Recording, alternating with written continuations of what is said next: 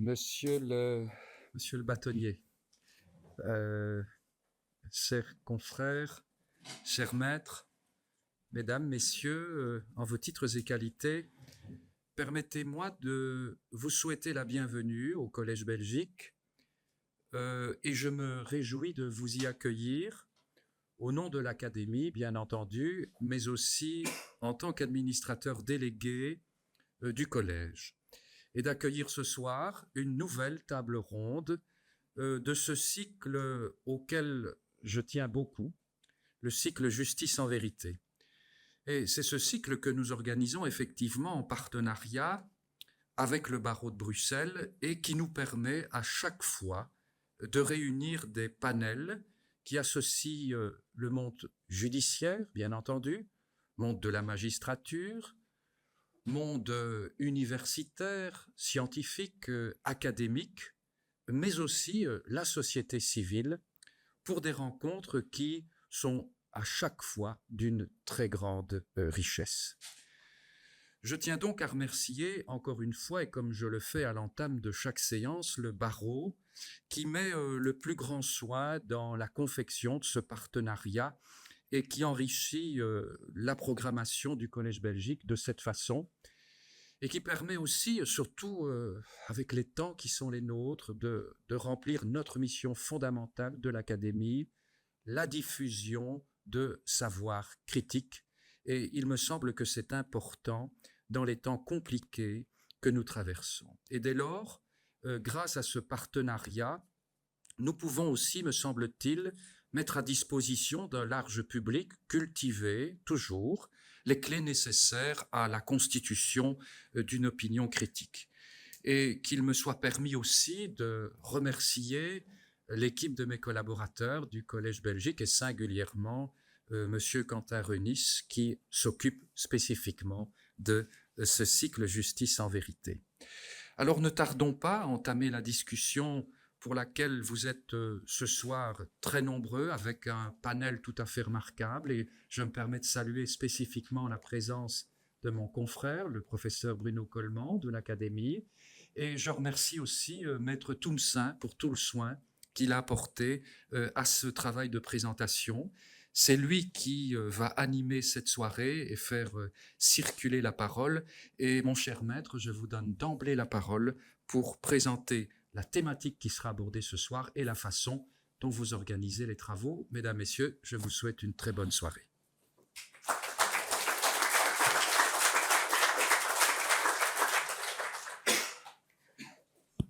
Eh bien, mesdames, messieurs, bonsoir, bonsoir, bienvenue et merci en vos titres et qualités.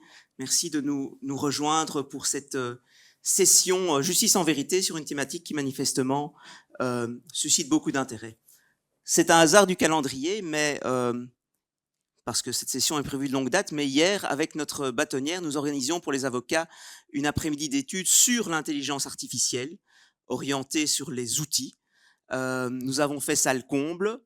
Ce soir, nous allons réfléchir et prendre de la hauteur, mais nous faisons à nouveau salle comble, ce qui démontre l'intérêt que cette thématique peut susciter, les interrogations qu'elle peut susciter et peut-être certaines inquiétudes aussi, lorsque l'on voit la formulation du titre de cette soirée, puisqu'on s'interroge sur l'avenir des professions juridiques face à l'avènement de l'intelligence artificielle. Alors, j'ai accepté et je remercie ma bâtonnière de m'avoir proposé de modérer ces débats parce que j'ai, c'est vrai, un certain intérêt pour la matière et j'ai eu la chance en 2021 de prononcer ce qu'on appelle le discours de rentrée. Les avocats dans la salle voient ce dont il s'agit. C'est une causerie sur un sujet de son choix qui est prononcée une fois par an à l'occasion de la rentrée solennelle du barreau. Et j'avais intitulé mon discours « Il n'est pas mort ». Et c'était l'occasion de parler de rock'n'roll parce que j'aime beaucoup cela. Et les connaisseurs auront évidemment reconnu un album de Pink Floyd derrière moi, de rock'n'roll et d'intelligence artificielle aussi, en disant voilà, face à l'avènement de ces machines, gardons notre esprit rock'n'roll. C'était en 2021, en juin 2021, et on a l'impression que c'était il y a une éternité. Alors c'est vrai, à l'époque, on parlait déjà d'intelligence artificielle et on interrogeait ses rapports à la justice. Et par exemple, vous aviez cet ouvrage à l'époque qui faisait déjà un bon tour de la question, Les robots à l'assaut de la justice, et l'auteur, Adrien Van den Branden, entreprenait de faire une classification des matières juridiques qui pourraient ou pas être délaissées à des machines. Alors à l'époque, c'était aussi très tendance de parler d'IA, parfois un petit peu comme un phénomène de foire, c'est-à-dire qu'une équipe de chercheurs avait travaillé pendant de longs mois sur quelque chose d'extraordinaire et on le dévoilait avec émerveillement au grand public. Et donc là, vous avez le Next Rembrandt, c'est une équipe de chercheurs qui travaillait à recréer un tableau dans le style de Rembrandt en nourrissant une intelligence artificielle de toute l'œuvre du peintre. Alors je dis, on a l'impression que c'était il y a une éternité. Pourquoi ? Parce que aujourd'hui, on fait ça. On fait ça, ou je fais ça, puisque en préparant cette conférence, j'ai simplement prompté, comme on dit, j'ai simplement conversé en quelques lignes avec une intelligence artificielle pour lui demander de me créer un homme hollandais du XVIIe siècle, dans ce style-là, avec son chapeau noir, son habit, dans le style de Rembrandt en somme. Et donc ça, c'est l'IA aujourd'hui. Et vous voyez la différence fondamentale et l'accélération fondamentale que nous vivons actuellement et qui, évidemment, justifie l'intérêt que nous portons à cela, c'est que cette IA, elle est désormais à la portée de tout un chacun. Ce n'est plus simplement le précaré des chercheurs, des techniciens, des scientifiques. Non, elle est disponible pour chaque professionnel ou chaque privé lorsqu'il s'agit de choses amusantes comme ici, d'essayer de créer une imitation. Mais elle est disponible pour chacun. Et donc, elle vient coloniser toutes nos pratiques professionnelles. Et donc, pour les juristes, que nous sommes pour la plupart dans cette salle, eh bien, il y a une myriade de cas d'usage possibles de cette intelligence artificielle, que ce soit pour faciliter notre travail administratif ou pour réaliser des tâches proprement juridiques. Grande potentialité, mais aussi grande crainte. Très rapidement, on a vu ces exemples d'avocats qui se sont fourvoyés. Et donc là, c'est un malheureux confrère new-yorkais qui a cité dans ses écrits de la jurisprudence inventée de toutes pièces, hallucinée par ChatGPT. Et donc, on voit poindre aussi des questions d'éthique professionnelle, de déontologie à ce moment-là. Et puis, il y a aussi des questions économiques. Va-t-on encore subsister en tant que professionnel du droit alors que beaucoup de nos activités peuvent être facilitées, voire reprises ? Richard Susskind, qui travaille beaucoup sur l'avenir des professions juridiques depuis de nombreuses années, dans la dernière édition de son ouvrage Tomorrow's Lawyer, dit voilà, en fait, il y a plus d'une quinzaine de nouveaux métiers du droit qui vont émerger. Vous les voyez là à l'écran, toutes les propositions qui sont faites. Et donc, forcément, il faut se réinventer.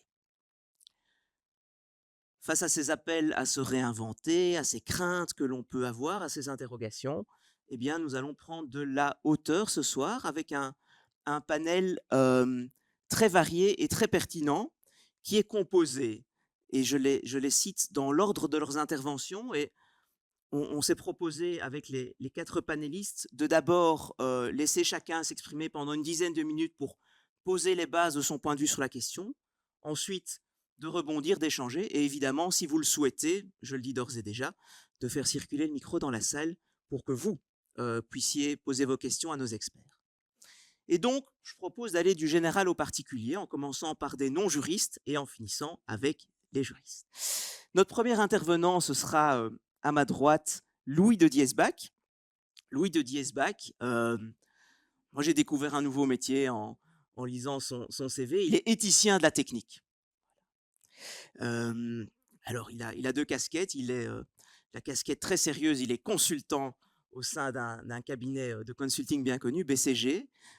Et sa seconde casquette, c'est celle d'auteur qui a récemment publié un ouvrage intitulé « Bonjour ChatGPT » et qui interroge nos rapports à la machine. Et il part de ce constat, de cette question, mais pourquoi est-ce qu'on dit bonjour à l'intelligence artificielle lorsque l'on converse avec elle? Et il est également papa, et voilà un point commun que nous avons, outre les lunettes et l'appétence pour les questions liées à la tech. À la droite de Louis de Diesbach, eh bien, nous avons celui qui joue à domicile, si je puis dire, Bruno Coleman, membre de l'Académie, professeur d'économie, chroniqueur, auteur. Vous n'aurez pas manqué à l'entrée de la salle de voir qu'il y a un opuscule de l'Académie qui traite des questions d'intelligence artificielle. Bruno Coleman y a rédigé un chapitre où il nous livre son regard d'économiste. Vous avez aussi des lunettes, mais je pense que vous aimez le rock, Supertramp.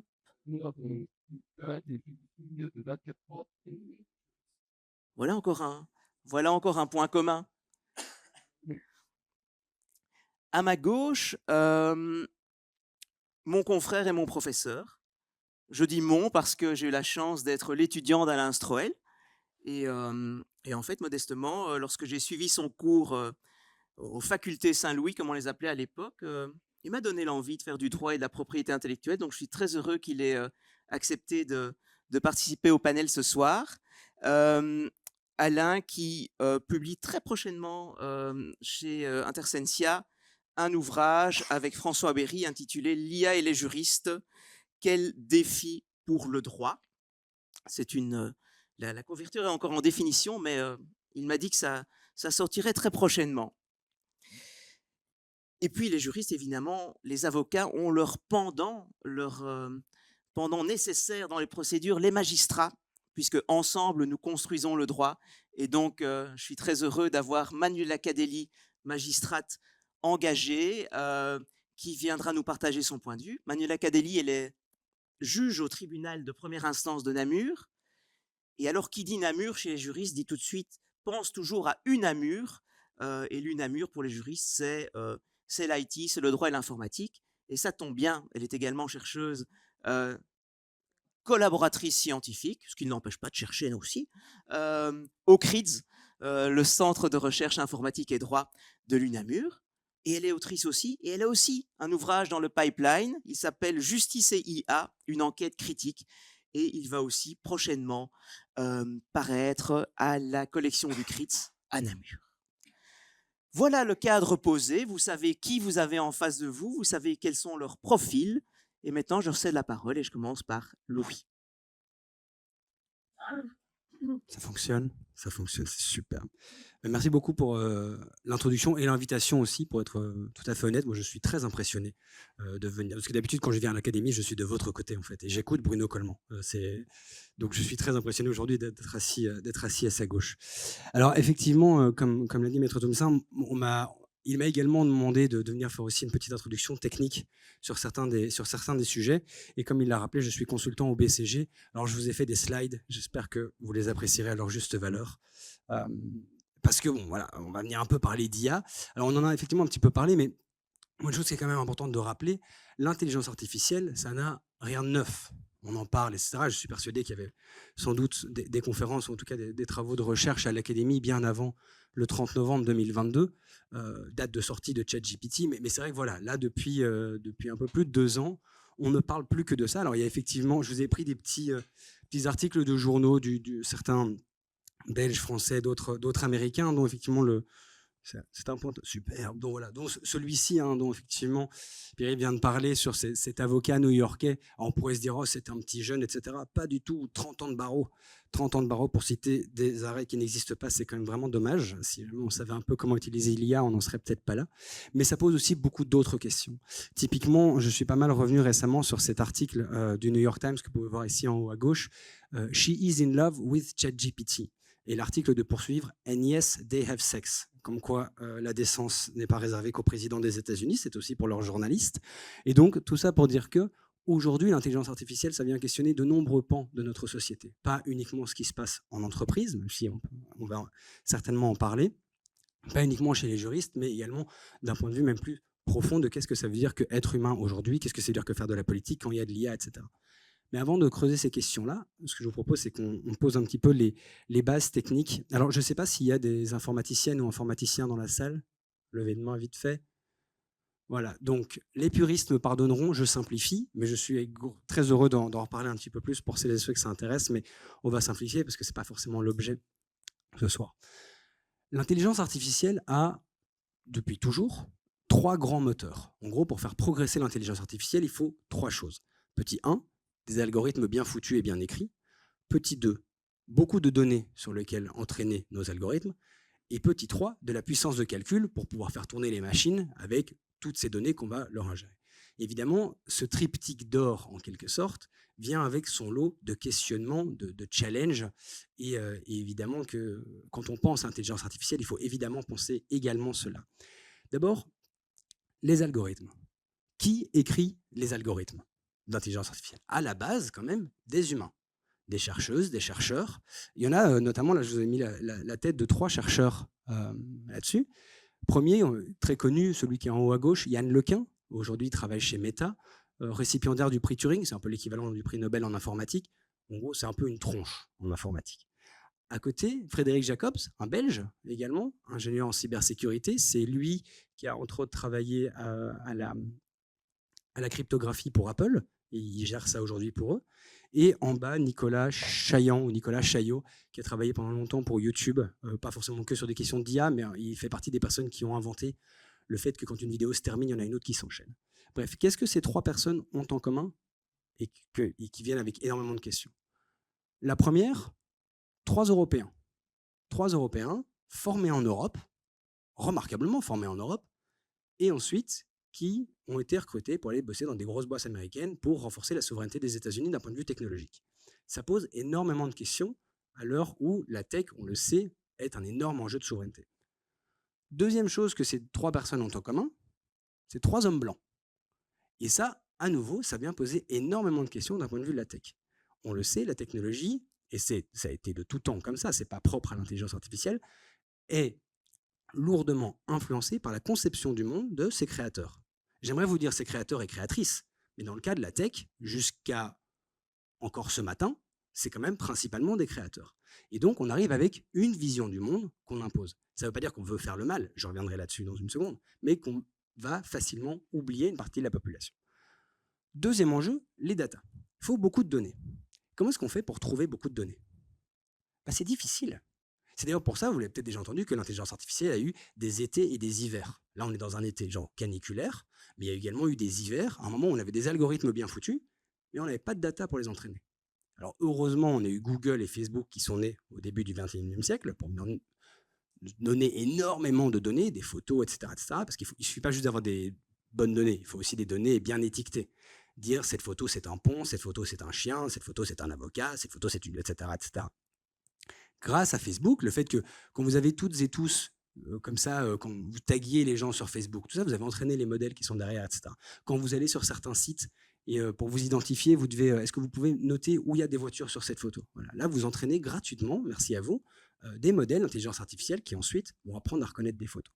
Ça pose énormément de questions aussi parce que tout ce que vous mettez sur Facebook, Facebook vient de changer ses conditions d'utilisation, appartient à Facebook pour notamment entraîner ces modèles, etc. Donc, il faut bien garder ça en tête en termes de modèles économiques. Également, je prends toujours l'occasion de le rappeler, ne mettez pas de photos de vos enfants sur les réseaux sociaux. Jamais. Voilà. Donc, parce qu'ensuite, ça appartient à Facebook, ça se retrouve dans des générateurs d'images, etc., etc. Généralement, une mauvaise idée. Enfin, la puissance de calcul. Est-ce que quelqu'un sait ce que c'est que le petit graphique que je vous ai mis ici? Je n'ai pas mis la légende. Est-ce que quelqu'un a une petite idée? Alors ça pourrait, c'est pas la loi de Moore, c'est encore plus exponentiel que ça. C'est le cours de bourse d'NVIDIA. Alors je lisais il n'y a pas longtemps un article d'une dame qui avait investi dans NVIDIA, qui avait acheté des actions à $8. Des actions, en 2012, quelque part par là, quand ça valait pas grand-chose. Voilà. Depuis 2012, le cours de bourse d'NVIDIA a pris 6520%. Ça aurait été pas, un petit peu, mais pas... Et donc, tout ça pour dire que la puissance de calcul, c'est devenu un énorme enjeu à l'heure de l'IA. Et c'est d'ailleurs pour ça que NVIDIA est en quelques années, peut-être même en quelques mois, devenue la plus grosse capitalisation boursière. Mais donc, comment ça marche tout ça? Ok, on a des algorithmes, on a des données, etc. Mais l'intelligence artificielle, les ChatGPT, comment ça fonctionne? Eh bien, en fait, ce n'est que ça. Ce n'est que des données en entrée, un gros modèle de fondation, un gros truc algorithmique, et des trucs en sortie. Alors, quand je dis que c'est simple, ça veut dire que c'est simple dans le sens où je peux vous faire un graphique. C'est pas facile à faire. C'est pas comme faire des duplos. Hein. Mais en fait, ce n'est que ça. Alors parfois, quand j'entends des gens qui m'expliquent que ChatGPT a une conscience, ou que ChatGPT les comprend, ou que ChatGPT est gentil, pas du tout. Pas du tout. ChatGPT, c'est juste ça. C'est juste du code. Alors, ça ne veut pas dire que c'est nul et que ça ne sert à rien. Il faut juste, en revanche, redescendre un tout petit peu de 2-3 étages quand on vient sur les capacités exceptionnelles de ChatGPT. Vous avez peut-être d'ailleurs déjà entendu des informaticiens ou informaticiennes dire, quand on parle d'IA, garbage in, garbage out. Des trucs pourris à l'entrée, des trucs pourris à la sortie. En fait, c'est exactement comme ça. C'est-à-dire qu'en fait, si jamais vous avez des mauvaises données au début, vous aurez probablement des très mauvaises données en sortie. Prenons un exemple. Si jamais j'avais demandé à ChatGPT, enfin à DALL-E, le modèle de génération d'images d'OpenAI, en anglais, « Give me the picture of a successful lawyer ». Bon, eh ben, je peux mettre ma main à couper, c'est un homme blanc. C'est sûr. Est-ce que ça veut dire que ChatGPT est raciste? Non, pas du tout. ChatGPT veut vous faire plaisir. Et donc, il regarde dans les données qu'il a reçues au début, et il se dit « Ouh, dans les photos d'avocats, il y a quand même 85% d'hommes blancs. 10% de femmes et 5% autres. » Bon, bah, comme Louis ne m'a pas précisé, c'est qu'il doit sûrement vouloir la photo d'un homme blanc. Je sors un homme blanc. Garbage in, y compris dans ma demande n'était pas terrible. Garbage out. ChatGPT, ça ne fonctionne que comme ça. Et donc, en fait, quand on s'est un peu dit ça ne fonctionne que comme ça, arrivent enfin les vraies questions. Alors même si je n'ai pas eu la chance de l'avoir comme professeur, j'ai plusieurs fois lu Gilbert Ottois. Gilbert Ottois, qui était professeur d'éthique et de philosophie à l'Université libre de Bruxelles, qui disait que dans l'éthique de la technique, en fait, il y a toujours deux types d'enjeux. Soit des enjeux de philosophie politique, soit des enjeux de métaphysique. Ça veut dire que réfléchir à l'utilisation de la technique, c'est toujours en même temps réfléchir à notre rapport à nous-mêmes et au monde. Et ça, c'est moi, c'est ça ce que je trouve absolument passionnant, et c'est ce que j'espère qu'on va pouvoir faire effectivement aujourd'hui, c'est de réfléchir très bien, mais si jamais on réfléchit par rapport à soi. Qu'est-ce que ça veut dire que de tomber amoureux au XXIe siècle? Quand il y a des personnes qui vraiment vous expliquent qu'ils ou elles sont amoureux ou amoureuses d'une intelligence artificielle. Qu'est-ce que ça veut dire que la vérité au XXIe siècle? Vaste débat, on en reviendra dans une minute. Mais également des points de vue de philosophie politique.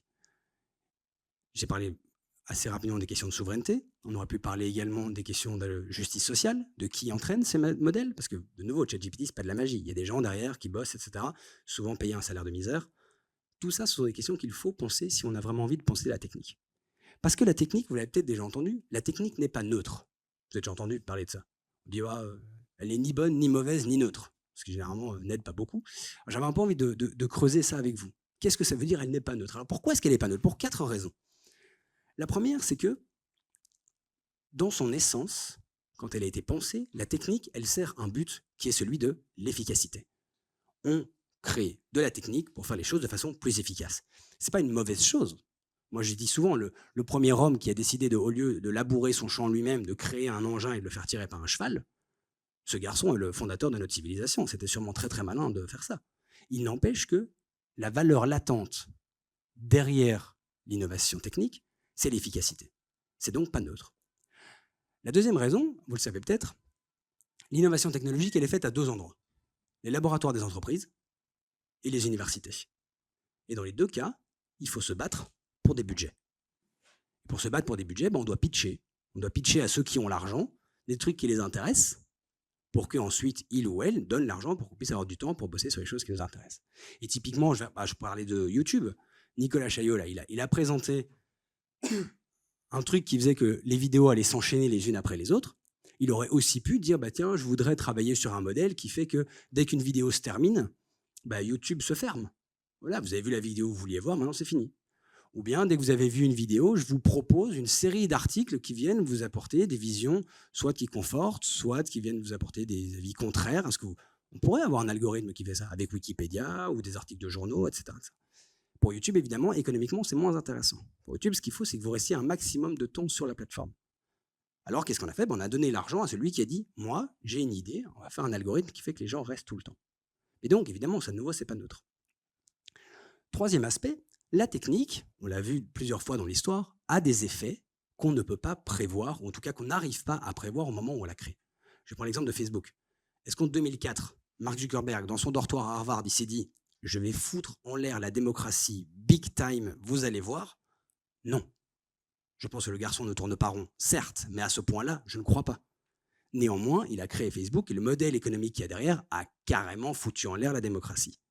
Mais donc, on ne peut pas prévoir. Donc, penser que la technique est neutre, d'un certain côté, ce serait se doter d'une sorte de préscience qui dit « je sais exactement quels vont être tous les… » C'est pas possible. Enfin, le dernier argument, et qui est peut-être mon préféré, c'est de rappeler que la technologie, de par son omniprésence dans le monde, altère d'un certain côté le monde et le transforme. Et que donc, vous toutes et tous ici dans cette salle, j'en suis certain, il y en a qui pourraient me dire « oui, mais vous savez, moi, j'utilise pas tel truc, moi, j'utilise pas telle chose, etc. » D'un certain côté, je voudrais presque envie de vous dire, presque, peu importe. Vous faites toujours partie d'un monde qui est toujours déjà transformé par la technologie. Alors pourquoi est-ce que j'ai mis un petit insecte juste là? C'est moi, je le vois un petit peu comme si jamais vous êtes une mouche dans un train qui va, je ne sais pas, de Bruxelles à Paris. Ben, vous pouvez vous sentir très libre. C'est une petite mouche, c'est un très très très grand train. Vraiment, vous pouvez virevolter à peu près comme vous voulez. Pourtant, je peux vous garantir que aussi libre que vous soyez, vous arriverez à Paris. Hein. Vous n'allez pas sortir à Liège. Et donc la liberté, elle est quand même déjà conditionnée à cette présence absolue de la technologie. Voilà pourquoi l'IA n'est pas neutre. Et donc au moment où on la construit, il faut avoir conscience de ça, parce que cette non-neutralité, elle est absolue. Vous ne pouvez pas construire une tech non neutre. En revanche, vous devez choisir quel type de non-neutralité vous allez choisir. Alors maintenant, on peut prendre un exemple. On va construire un algorithme qui va juger les gens. Voilà. Plus d'avocats, plus de magistrats. Hop, on met toutes les pièces dans un algo, ça tourne, coupable, pas coupable. Fastoche, super bien. Mais comment est-ce qu'on construit cet algorithme? Est-ce qu'on veut construire un algorithme qui maximise les vrais positifs, c'est-à-dire qui s'assure que tous les coupables sont bien capturés, ou est-ce qu'on voudrait un algorithme qui minimise les faux positifs, c'est-à-dire s'assurer qu'aucun innocent ne soit condamné? Ça, c'est un choix qui n'est pas technique. Parce que, mettons, on vient d'attraper M. Coleman, et on se dit, lui, c'est possible, il est peut-être coupable. On fait tourner dans la machine 50-50, tout pile. L'algorithme qui maximise les vrais positifs ne voudrait pas laisser un coupable s'en aller. Coleman derrière les barreaux. En revanche, un algorithme qui minimise les faux positifs, dit, ah non, surtout pas d'innocents derrière les barreaux, Coleman, libre. Cette définition de savoir si vous voulez maximiser les vrais positifs ou minimiser les faux positifs, elle est mutuellement exclusive. Vous ne pouvez pas avoir les deux. Vous allez devoir choisir. Ce choix-là, c'est un choix qui est essentiellement non technique. Et donc, ce sont nos choix sociétaux et nos valeurs qu'on va devoir mettre dans la machine. Alors vous vous dites, oui, d'accord, mais ça c'est très théorique. Pas tout à fait. Ça a plein d'impacts, la tech. La consommation énergétique. On en a beaucoup parlé récemment, on en parle de plus en plus. Ça, c'est le boom qu'on est en train d'observer. Absolument gigantesque. En vert, ce sont les data centers.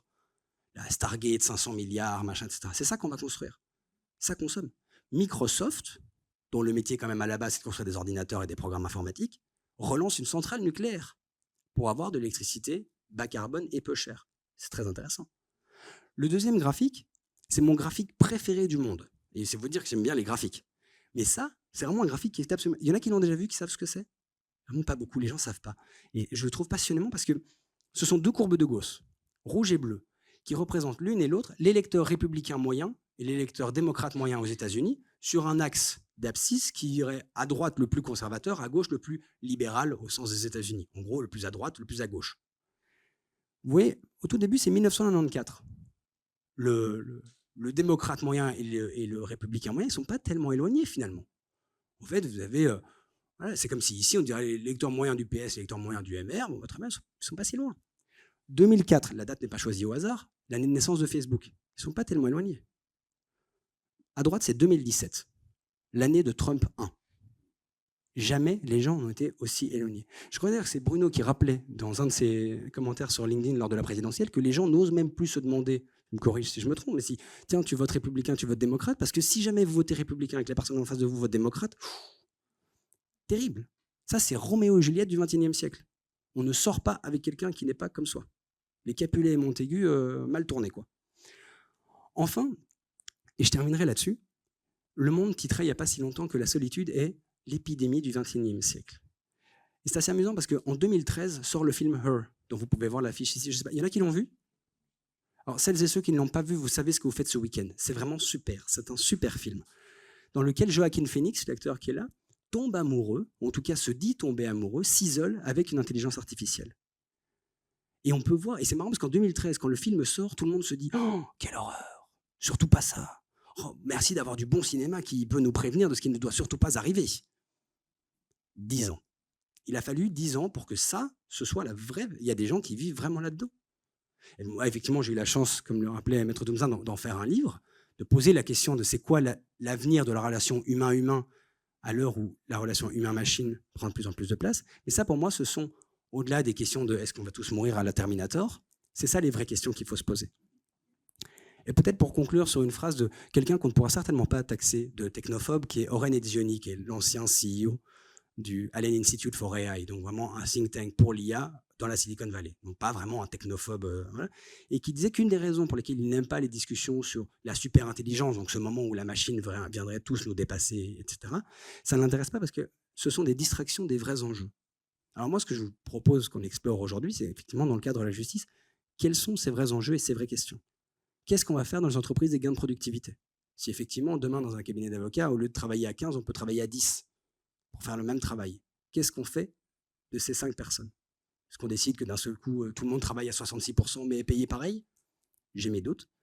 Comment est-ce qu'on garantit la diversité, l'inclusion? Comment est-ce qu'on parle des impacts environnementaux? Qu'est-ce qu'il en est de la souveraineté technologique? On en a un petit peu parlé. Qu'est-ce qu'il en est de la vérité?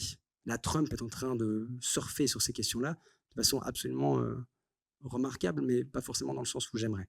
Donc voilà, j'espère que c'est un petit peu de tout ça dont on va pouvoir parler. J'ai certainement déjà parlé trop longtemps, donc voilà.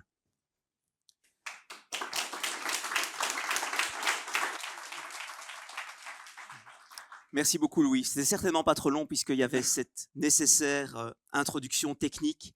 Et la transition est parfaite puisqu'on évoquait les gains de productivité, concept économique. Et donc, je cède la main à notre économiste du panel. Mais je voudrais peut-être d'abord, au-delà du fait de vous remercier de m'accueillir, rappeler une anecdote avec ma fille, puisque j'y faisais référence.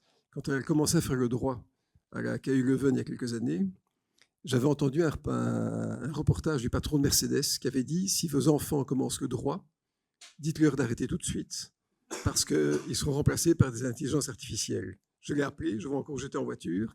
Elle m'a répondu un peu sèchement, elle n'a pas toujours bon caractère. Elle m'a dit « Papa, c'est pas un type qui fait des bagnoles qui va dire ce que je fais de ma vie. » Elle a raccroché. Elle n'a pas tort.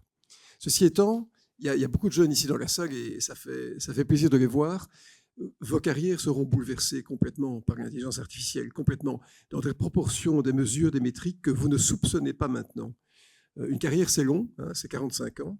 Et donc, ça veut dire qu'on sera projeté dans un monde qui dépassera la moitié du siècle, qui sera complètement différent.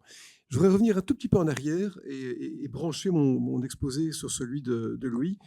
Il y a eu en fait, comme Louis l'a dit, il y a eu des hivers et des étés nucléaires. Il y a eu deux grandes voies dans l'intelligence artificielle. Il y a la voie symbolique, qui était basée sur des règles, un certain degré d'abstraction. Et puis, il y a la voie connexionniste, qui est en fait celle qui a donné lieu au Large Language Model, qui est de nature neuronique. Et pour bien comprendre la différence entre les deux, c'est que la première voie était de nature déductive, la seconde est de nature inductive. Et ça, il faut bien comprendre, parce qu'on peut faire un lien très étroit avec le type de droit, c'est-à-dire que la voie déductive est, comme on dit, principle-based, la voie inductive est rule-based. Et quand on fait un parallèle grossier avec le droit, j'en ai néanmoins traité dans mon doctorat, on a en fait une différence entre le concept civiliste et le concept de droit jurisprudentiel américain. C'est la raison pour laquelle l'intelligence artificielle s'est d'abord développée aux États-Unis par cette vision inductive de droit, comme je disais, jurisprudentiel.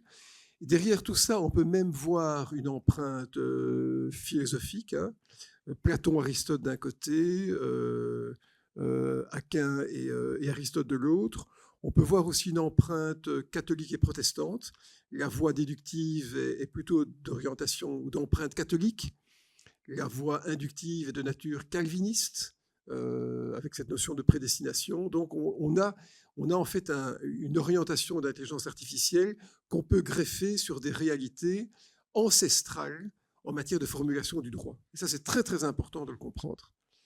Et comme on va probablement évoluer vers un contexte juridique qui sera de plus en plus, pas coutumier, mais jurisprudentiel, contractuel, l'intelligence artificielle va de manière croissante s'imposer dans le contexte du droit dans nos communautés civilistes européennes. Ça, c'est tout à fait certain.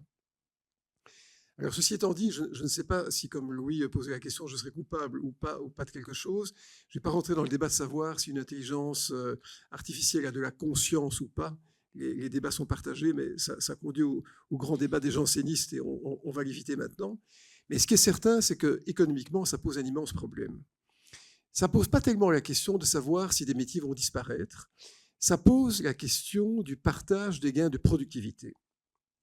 Qu'est-ce que c'est le gain de productivité? C'est en fait le fait de pouvoir produire plus pour le même input ou de produire la même chose avec moins d'input. Et donc, le niveau des gains de productivité, la croissance des gains de productivité, globalement, peut être assimilé au taux de croissance de l'économie. Donc, l'économie croît.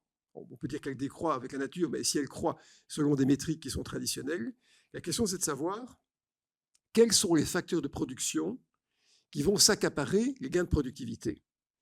Et en fait, il y a deux grands facteurs de production quand on analyse les choses à l'aune du prisme marxiste, hein, le travail et le capital. Et Marx avait parfaitement identifié qu'au moment de la révolution industrielle qui avait commencé à la fin du XVIIIe, qui est la première révolution de la machine à vapeur, qui avait conduit aux manufactures, aux usines, enfin à toute cette révolution industrielle de la moitié du XIXe, les gains de productivité étaient capturés par le capital au détriment du travail. En fait, il avait théorisé le fait que dans une économie agricole, les gens, agriculteurs pour la plupart, vivaient du produit de leur travail. Ils mangeaient ce qu'ils produisaient avec parfois des systèmes de servage qui conduisaient à devoir donner une partie aux propriétaires. Mais que quand les agriculteurs sont devenus ouvriers, il est évident que les gens n'ont pas pu manger ce qu'ils produisaient. Ils ont été payés pour ce qu'ils fabriquaient. Et donc, la question était de savoir mais comment répartir le gain de productivité entre le travailleur qui est utile à la machine et le capitaliste qui a fourni la machine.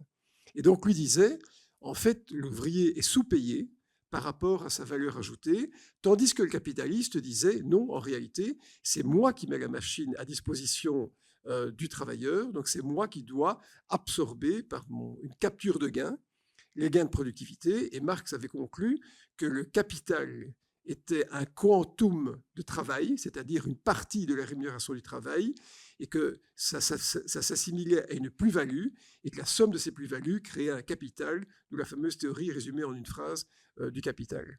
Donc la même question va se poser maintenant. Elle se pose dans un contexte d'ailleurs où on voit qu'à un niveau sociétal global, la part des revenus du capital augmente au détriment de la part des revenus du travail. Donc, toute la mécanisation de l'économie qui a été confortée par la numérisation, la digitalisation et l'intelligence artificielle vont augmenter la part des revenus qui sont associés ou attribués au capital, et cela au détriment des revenus associés au travail. Ça, il faut bien comprendre. Ce n'est pas une tendance qui est immédiate, c'est une tendance profonde qu'on constate depuis les années 40. Et donc, on a maintenant la deuxième véritable révolution industrielle. Il y a eu la première, j'y faisais référence, qui était celle de la machine à vapeur. Il y a eu quelques micro-révolutions industrielles entre-temps, le pétrole, deuxième tiers du 19e, l'électricité entre 1895 et 1905, le nucléaire civil, 1969, et maintenant la révolution industrielle cognitive, dont on ne perçoit que les débuts, qui est celle en fait de l'intelligence. Alors, ça va poser un problème, donc non pas de disparition du travail, mais de rémunération du travail. Parce que si des humains sont encore nécessaires, ne fût-ce que parce que l'intelligence est un rapport social, le contenu de l'apport va être fourni en grande partie par la machine de manière croissante. Et donc l'humain sera payé, mais sans doute pour une utilité moindre, c'est-à-dire l'humain sera payé en termes relatifs moins que la machine. Et donc ça peut conduire à un monde en fait très dangereux, à savoir un monde qui est dominé par le capital au détriment du travail. Bien sûr, si le capital s'accapare tous les gains de productivité, il n'y a pas de consommateur pour ce qui est produit, et donc l'équilibre n'est pas trouvé, mais il est probable que l'équilibre va se trouver dans une diminution de la valeur relative du travail. Et ça, c'est le tableau de demain, avec bien sûr une immensité de débats non résolus aujourd'hui, qui concerne par exemple l'allocation universelle. Alors c'est un concept qui, moi, m'était assez étranger pendant très longtemps, mais c'est un débat qui est ramené au goût du jour maintenant par ces développements dont on ne perçoit d'ailleurs que les prémices actuellement. Donc, ce qui veut dire que dans la profession du droit, dans la profession de la magistrature, la question de l'avocature, la question va être de savoir, mais quelle est en fait la valeur, la rémunération de l'apport humain. Ça pose, je le disais, mais on ne répondra pas à cette question, la question de la conscience, mais simplement pour vous donner quelques points de référence, on pourrait très bien imaginer, et je suis persuadé que des avocats et des juges le font maintenant, de mettre des conclusions dans une machine qui très rapidement va pouvoir ouvrir le champ de la réflexion et structurer un jugement. Et peut-être, avec l'évitement d'un biais cognitif qui est lié à la personne qui l'écrit. Pourquoi pas ? Comme on pourrait très très bien imaginer qu'une plaidoirie d'un avocat soit elle-même, et je suis persuadé que beaucoup d'avocats le font maintenant, soumise à la machine pour savoir s'il n'y a pas des déperditions d'informations, ou en tout cas des contre-arguments qui n'auraient pas été soulevés et donc résolus dans son dépôt de plaidoirie. Donc ça va poser des questions en fait d'opposition d'intelligence artificielle, et on pourrait alors imaginer un aboutissement en écartant le problème des gains de productivité, en fait de l'impossibilité d'arriver à un jugement. C'est-à-dire que si à un moment, les avocats, les magistrats ont accès à des intelligences artificielles mutuellement partagées, on arrive en fait au point de singularité. C'est-à-dire qu'il sera possible à tout moment de trouver un contre-argument à l'argument, qui lui-même aura un argument de contre-argument, et en fait à un état qui ne sera pas stationnaire, mais un état qui sera en fait fébrile, c'est-à-dire où en fait on sera incapable d'arriver en fait à l'aboutissement de quelque chose. Il faut y réfléchir, parce que aujourd'hui, ce qui permet dans le domaine du droit, mais dans tous les domaines, comme le domaine de l'économie, qui est celui que j'enseigne, il est possible d'influencer son explicatif, son enseignement, par l'expérience, par la capacité, on va dire, référentielle qu'on a pu construire au fil des années ou par ses lectures et son érudition. Mais si on s'abandonne à une intelligence artificielle, alors les choses deviennent bien moins claires. Et donc, on pourrait arriver à finalement avoir des débats d'intelligence artificielle contre des intelligences artificielles qui n'arrivent pas à une conclusion définitive. D'où probablement la question de la conscience, mais auquel je ne répondrai pas parce que c'est trop compliqué, qui va se poser. Donc c'est un monde tout à fait nouveau, et je crois qu'il va nous submerger, qui va nous dépasser. Et je pense que les personnes plus jeunes ici dans la salle qui sont intéressées par ces sujets doivent absolument s'y intéresser, et seraient en même temps sans doute dans l'erreur de ne pas commencer à utiliser l'intelligence artificielle. Parce que écarter cet outil au motif qu'on a un référentiel cognitif qui est meilleur que la machine relève de la cécité ou de la naïveté la plus complète, voire de l'imbécilité. Donc voilà, un monde nouveau qui va poser beaucoup de questions et qui va, je pense... J'intervenais d'ailleurs avec Louis dans un congrès de psychiatres, poser de manière fondamentale d'autres questions qui sont les questions de l'instantanéité de la vérité. C'est-à-dire qu'à partir du moment où l'intelligence artificielle permet de débattre de tout, voire de réécrire le passé, mais en tout cas de probabiliser le futur, ça posera des questions de savoir dans quel espace-temps on va pouvoir formuler dans votre profession une plaidoirie ou un jugement. Et ça relève quasiment de la métaphysique, et je n'ai pas de réponse à ça. Je pense que ce seraient des philosophes qui devraient y répondre. Voilà, je vous remercie.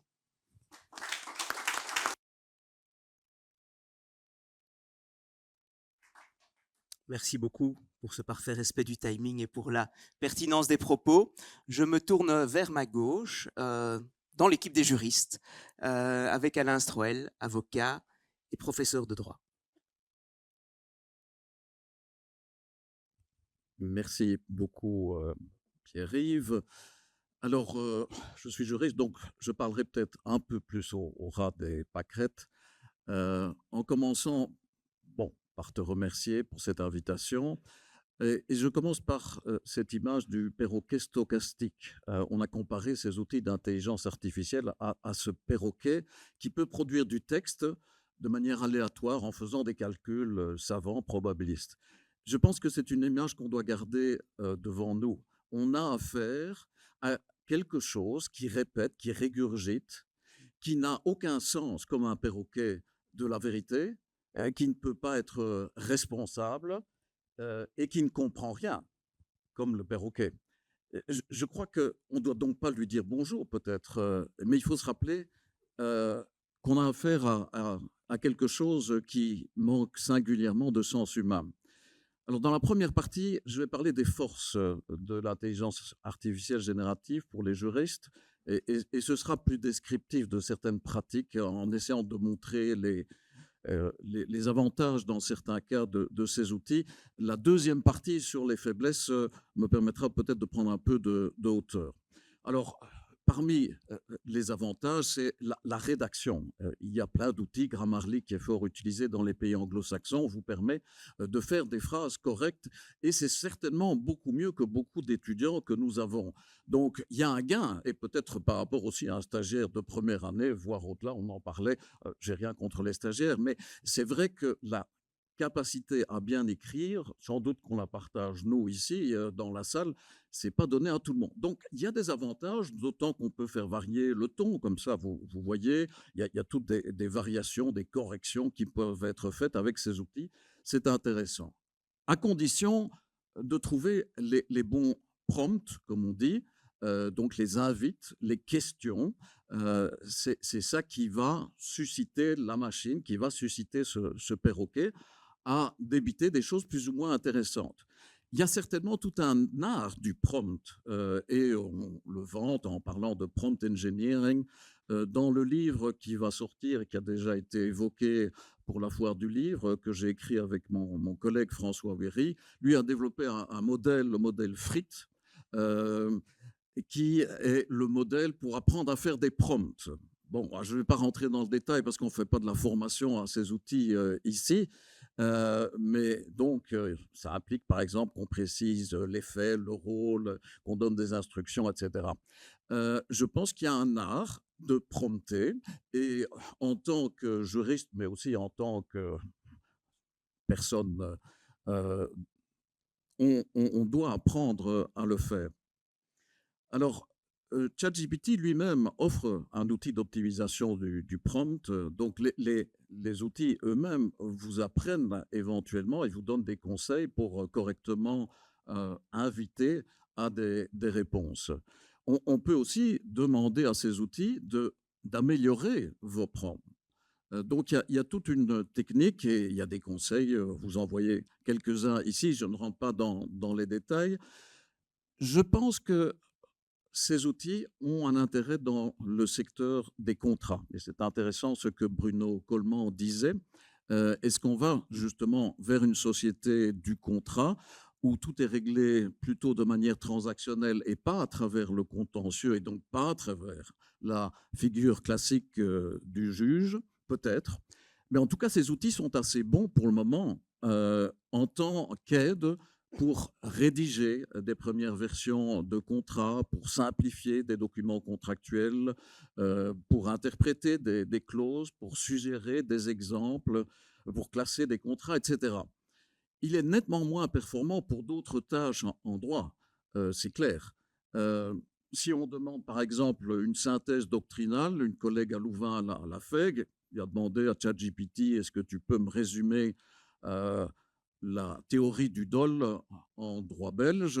Bon, il nous vient avec en fait une réponse qui n'est pas correcte.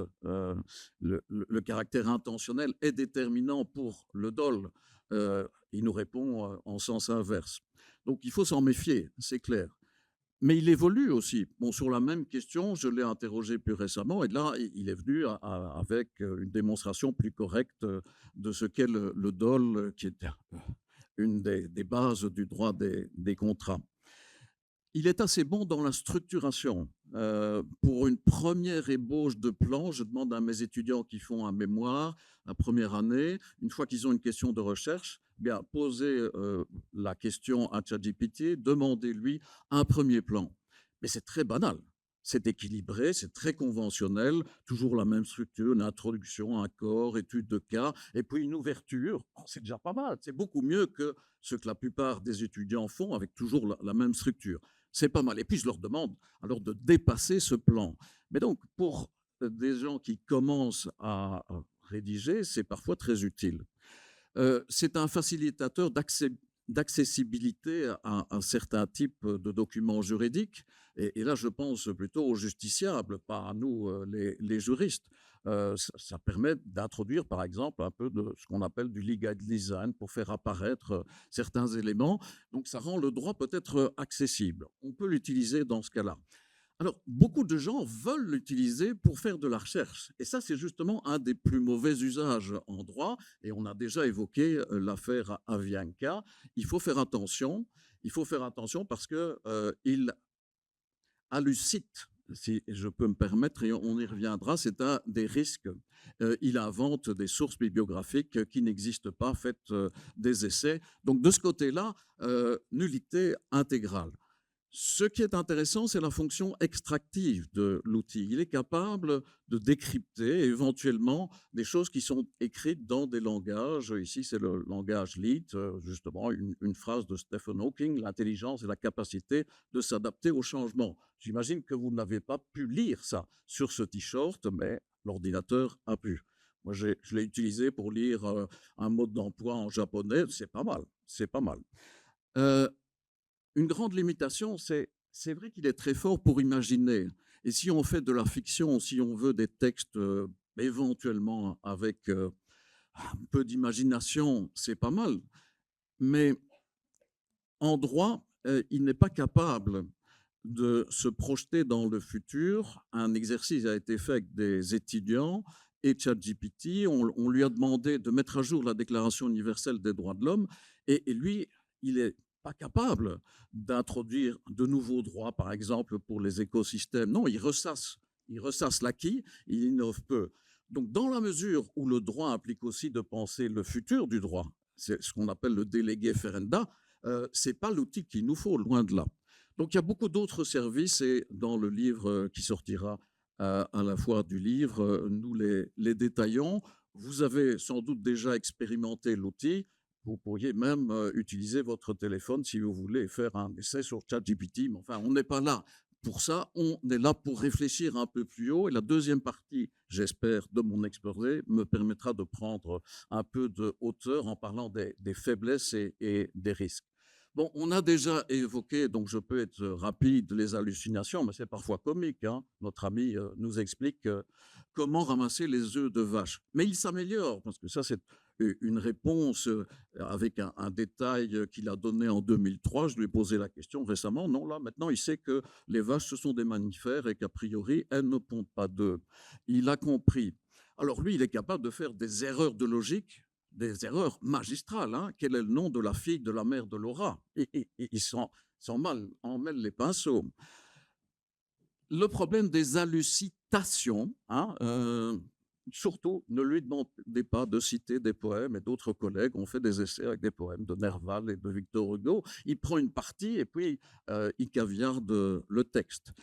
Des choses assez étonnantes de la logique. On lui demande ici une reproduction d'une pièce with no elephant. Et cette négation du with no, il ne comprend pas. Donc, dans chacune de ces représentations, vous avez toujours un éléphant. Éventuellement, c'est le no elephant sur le mur. Il n'a pas compris une erreur logique de la langue. Autre problème, les boîtes noires, ça a déjà été évoqué. Et ChatGPT, qui est produit, vous le savez, par OpenAI, une société qui n'a rien d'ouvert.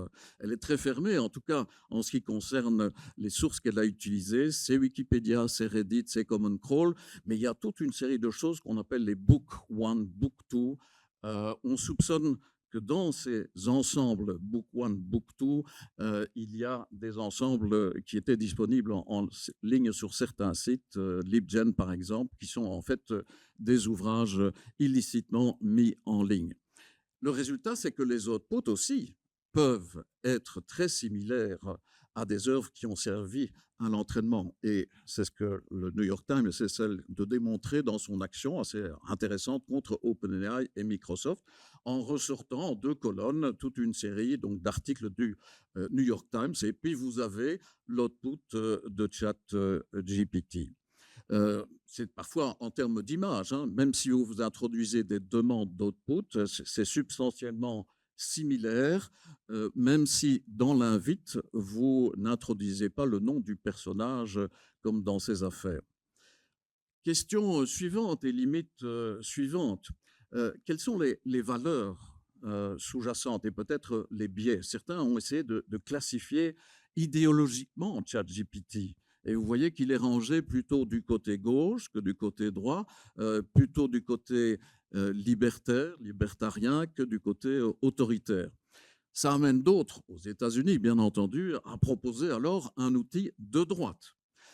Il y a quand même des indices qu'effectivement, il y a peut-être des biais et une certaine approche à travers les règles qui sont imposées à ces systèmes. Et le fait qu'on a peut-être une surcompensation à travers certaines règles qui privilégient, par exemple, la diversité, a abouti à cette catastrophe lorsque Gemini est venu avec cet outil de génération d'images il y a quelques mois, puisque vous voyez, vous avez des représentations ici à droite de Vikings. Vous avez une représentation de papes à droite en bas, des soldats nazis au milieu, simplement parce qu'on lui a demandé de respecter les exigences de diversité, mais appliqué à l'histoire, ça n'a aucun sens, bien entendu. Il y a des biais de genre, on sait, l'UNESCO l'a mis en évidence à l'égard des femmes. Il y a des biais peut-être, alors plus généraux, des biais culturels en faveur d'une certaine perspective anglo-américaine. Et peut-être qu'avec Grok, l'outil de Musk, ce sera peut-être encore une perspective très particulière de nos amis américains. On peut comprendre que la Chine ait lancé un chatbot qui souhaite respecter les valeurs socialistes. Bien entendu, c'est sous le contrôle d'une administration que ça se passe. Or, il y a des biais, des discriminations, c'est clair. D'autres exemples, certains sont tout à fait critiquables et posent vraiment problème. Il y a des études à ce propos-là. Il y en a d'autres, des biais qui sont plus acceptables. J'aime bien cet exemple, la question qui était posée par une collègue de la KU Leuven, spécialiste de l'intelligence artificielle, quel pays a inventé les frites? Et elle l'a posée en anglais en faisant référence aux French fries. ChatGPT dit que c'est la Belgique. Par contre, l'outil français, Mistral, dit bien entendu que la frite a été inventée en France. Ces outils sont parfois étonnants. Ils peuvent être très humains, presque trop humains. Vous savez qu'ils produisent du code. Ils sont très bons à produire du code. On n'est pas développeur. Et ici, il y a quelqu'un qui a demandé une production de code à l'outil. Il n'est pas content. Est-ce que tu peux améliorer ça? Et l'outil qui dit ça a marché quand j'ai essayé, moi. C'est la réponse de ChatGPT. C'est une belle réponse d'humain. Il y a des risques de confidentialité et donc faites attention, mais ça c'est plus pratique, aux abonnements que vous prenez. Pour des avocats, bien entendu, on doit se méfier, en tout cas de la version gratuite, mais même la version ChatGPT Plus à $20 le mois, il faut faire attention parce que les exigences de confidentialité ne sont pas respectées. D'où l'intérêt, oula, je vois qu'il y a des problèmes d'image. D'où l'intérêt de travailler dans des environnements contrôlés. Et vous savez que certains cabinets d'avocats ont développé des outils en interne. Bon, ça résout des problèmes. Donc là, il y a potentiellement aussi un problème de plusieurs vitesses parce que tous les cabinets ne peuvent pas se payer des outils qui sont paramétrés et qui fonctionnent dans un environnement sécurisé. Je suis presque à la fin.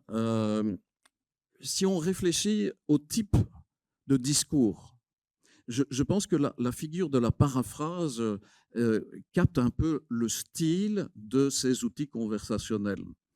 Mais ils sont très proches du baratin.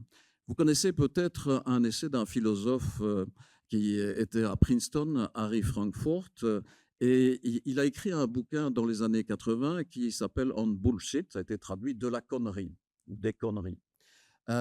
ce qui est intéressant dans la façon dont il décrit ce langage, c'est que c'est un langage qui est déconnecté tout à fait des questions de vérité. Donc, les conneries, c'est en dehors du mensonge, ça n'a rien à voir avec la vérité.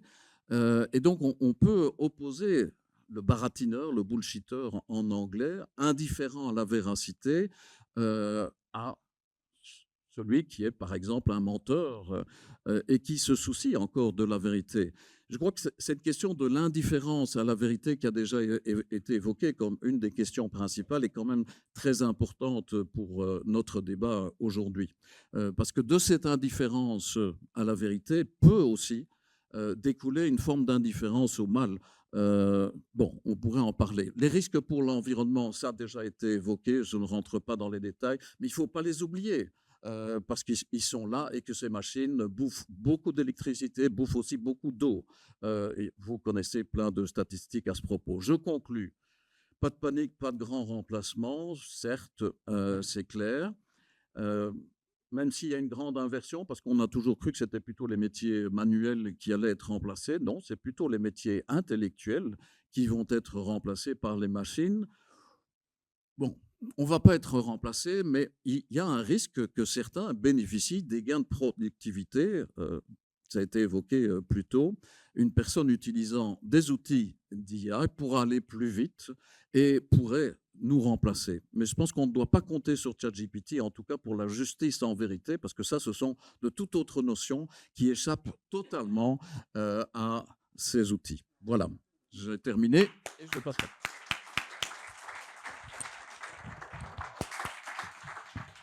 Merci beaucoup. La conclusion est relativement optimiste pour Alain Stroel. Est-ce que la magistrate qu'Emmanuela Cadelli partage cet optimisme par rapport à ces outils-là? Je ne sais pas si vous rebondirez là-dessus, mais c'est vrai que j'avais pris l'initiative de, dans mon introduction, de montrer ce diagramme avec des exemples de ce que, dans le processus décisionnel, une IA pourrait faire ou pas. Si ça vous va, je le laisse en illustration de fond et vous suivez le cours de votre pensée. Merci beaucoup. Vous m'entendez? À la question de savoir s'il y a un avenir pour une justice algorithmisée, donc je précise que je ne m'intéresse qu'à l'algorithmisation du processus décisionnel judiciaire, donc de tout ce qui amène à un jugement. Et processus que je fais débuter à l'introduction de la demande. Donc c'est la seule chose qui m'intéresse. Et donc je parle en réalité des algorithmes dits d'aide à la décision, et je crois pouvoir montrer que la notion d'aide à la décision est en réalité une farce. Il ne s'agit pas d'une aide à la décision, il s'agit d'une emprise sur un processus décisionnel. J'ai 3 difficultés quant à l'implémentation, comme ils disent, de l'algorithme dans le processus décisionnel judiciaire. J'ai une difficulté en termes de vérité. C'est marrant qu'on en parle. On parle beaucoup de vérité dans le monde depuis quelques mois, mais voilà, on en a parlé ce soir et je vais m'y attacher. Difficulté en termes de vérité, en termes de légitimité et en termes de liberté et de responsabilité, qui sont en quelque sorte les 2 mamelles de la condition humaine. Beaucoup de philosophes l'ont décrit. Première difficulté, la vérité. Alors la vérité, c'est très touchy pour le moment, cette notion-là. Tout le monde s'en revendique. Certains ont plus de vraie vérité que d'autres. Bullshit, hein, c'est ce mot de Trump, les fakes, la post-vérité, etc. Il y a un philosophe qui s'est intéressé, philosophe des sciences, qui s'est intéressé à cette question-là et qui a, un anthropologue, épistémologue, qui a écrit son œuvre majeure qui a été publiée en 2012, qui s'appelle « Enquête sur les modes d'existence ». C'est Bruno Latour.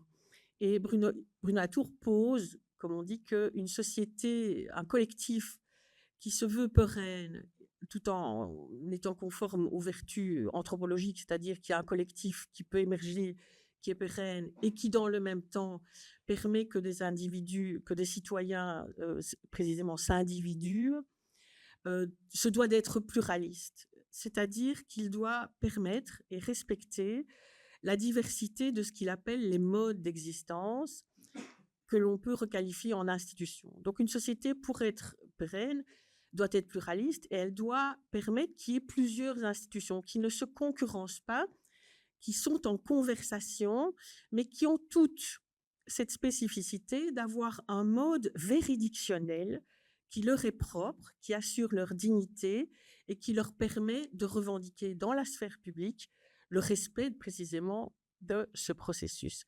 Il s'est beaucoup intéressé à ce qu'il appelle la fabrique du droit. C'est un livre qu'il écrit en 2002 après avoir fait un long stage d'observation au Conseil d'État français. Et donc 2012, l'enquête sur les modes d'existence, beaucoup intéressé à la fabrique du droit et à la fabrique de la science, de la vérité scientifique, parce que sa sous-thèse est de dire qu'il n'y a pas de vérité sans transformation d'un réel. Et donc, à chaque mode d'existence est appliqué, qu'il s'auto-applique, une procédure qu'il respecte, au terme de laquelle une vérité est générée, pour le dire comme dans ChatGPT, vérité qui devient indiscutable parce qu'elle a précisément été discutée, éprouvée, s'agissant de la science. Et donc, cette vérité s'impose et mérite le respect. Mais donc, il y a plusieurs types de vérité et il y a plusieurs modes de génération de vérité, de production de vérité. Alors, parlons. Bruno Latour décrit 3 types de risques. Le premier risque est ce qu'il appelle les erreurs de catégorie, c'est qu'un mode d'existence, une institution, s'autorise à disqualifier, à évaluer le mode juridictionnel d'une autre institution selon ses propres standards. Il pense, évidemment, c'est très proche de Blaise Pascal, qui voulait ranger la religion dans son ordre et qu'elle n'en déborde pas pour avoir cette hégémonie culturelle et juridictionnelle sur le reste de la société. Bruno Latour, lui, dénonce en quelque sorte, critique que depuis Descartes, la science, qu'il appelle le scientisme, impose à tous les autres modes d'existence ce qu'il appelle un réductionnisme, c'est-à-dire qu'il disqualifie sous couvert d'irrationalité les modes juridictionnels des autres institutions. Nous le vivons précisément depuis le néolibéralisme, depuis 45 ans. Nous sommes tous coupables d'irrationalité quand nous sommes dans un service public dit non marchand. Et donc, nous le vivons précisément à cause de l'économie. Le risque de dérapage étant aggravé lorsque ce mode d'existence impose alors aux autres modes son seul mode à lui qui devient hégémonique ou totalitaire. Le troisième risque qu'il pointe, et qu'il pointe dans la modernité, bien qu'il n'ait pas connu ChatGPT, il est décédé hélas prématurément et avant 2022, c'est ce qu'il appelle la décivilisation du double clic, la civilisation du double clic, qui est le fait de pouvoir obtenir une vérité sans transformation. Donc c'est, on clique et on a une pizza, quelqu'un qui vient sonner avec une pizza, on clique et on obtient un texte, des conclusions, enfin que sais-je, une citation, un truc complètement, surréaliste, mais aléatoire, etc., le perroquet stochastique, comme vous l'avez dit. Donc ça, c'est vous noter. Qu'en est-il dans la justice? Quel est le mode juridictionnel de la justice? Je le confronterai ensuite à celui de l'IA. C'est très simple, il est en 4 phases. L'introduction, la demande, processus analytique singulier, qui mute en dialectique à l'écrit, motivé en droit en fait, qui mute à l'audience, qu'il s'incarne en chair et en os, en 3 dimensions et en triangulation, avec un juge tiers, neutre et impartial, à qui le législateur recommande de pratiquer le débat interactif, ce qui pousse régulièrement les parties à vérifier qu'une vérité émerge à l'audience, incarnée, et qui peut faire basculer le dossier. Il y a parfois des audiences où il y a un effondrement, il y a un grand blanc, il y a à cause de regards, d'hésitations, il y a des avocats qui renoncent à certains chefs de demande à l'audience. Je parle évidemment des audiences où et les avocats et les magistrats sont sincères, font leur travail, ils sont travailleurs. 4e étape de ce processus, c'est le jugement, le prononcé du jugement, qui clôture en quelque sorte. Mais c'est donc une œuvre collective. Le juge est l'auteur direct du jugement. Mais je plaide depuis très longtemps que l'avocat est un co-auteur de justice, et on le comprend dans le processus que je viens de décrire. Jugement que la Constitution, s'il vous plaît, impose qu'il soit motivé en droit et en fait. Et précisément le fait, c'est ce qui nous oblige. Ce n'est pas la loi. La loi, il y en a 150 000. Il y a les conventions internationales. Ce qui nous oblige, c'est le fait. Chaque fait. chaque justiciable, et le justiciable qui entre dans le palais de justice, ne vient pas chercher 4 arrêts de cassation. Hein. Il vient chercher la juste et subtile, minutieuse, soignée compréhension de son cas, avec ses aspérités, ses différences, ses nuances. C'est ça la justice, c'est ça qu'il attend. Et la justice ineffaçable au cœur de l'homme, comme dit Simone Veil, la philosophe martyre et pas la politicienne, la justice ineffaçable au cœur de l'homme, qu'il vient chercher, celle qui perturbe le corps, qui abîme l'âme et qui perturbe grandement l'intellect. On raisonne, quand on est victime d'une injustice, on raisonne, on rejoue la pièce 150 fois avec tous les arguments. Il est trop tard, la justice est passée. Cette injustice-là, en fait, elle est liée le plus souvent au fait que le justiciable a l'impression qu'on n'a pas compris son cas. Et donc, c'est ça qui l'intéresse et c'est ça qui nous oblige. Et, alors, pardon, j'ai peur d'être une imbécile ou d'être un mohican. J'ai 30 ans de magistrature, je n'ai jamais vu un dossier qui ressemble à un autre, excusez-moi, ni un justiciable.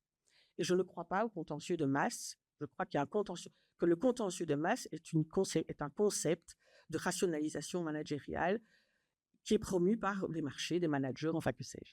Donc, le processus juridictionnel de la justice. Qu'en est-il du processus juridictionnel de l'IA?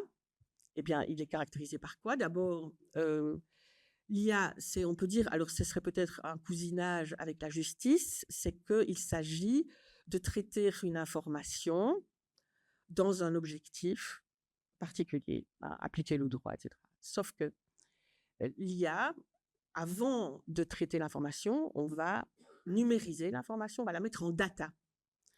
Alors, je me réfère à Garapon et Lassègue, 2018, la justice digitale.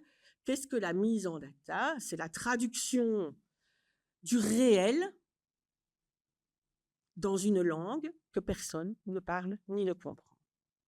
On traduit donc en chiffres, et alors les chiffres, excusez-moi, 1 et 0, pour s'adapter à un courant électrique. On traduit donc en chiffres, et donc je vous parlais du réductionnisme que certains modes d'existence imposent à d'autres, en les évaluant suivant leurs propres standards. Donc, quand nous numérisons un dossier, eh bien, nous sommes dans le réductionnisme. Et comme dit Yannick Ménesseur, mon collègue français, spécialiste de l'IA, il y a toujours une perte de signal. Numérisation, appauvrissement, trahison, dirait Hannah Arendt. Hannah Arendt, quand on parle de réductionnisme, elle parle de mensonge. On ment, on trahit. Et donc, on a déjà trahi l'idée même de justice.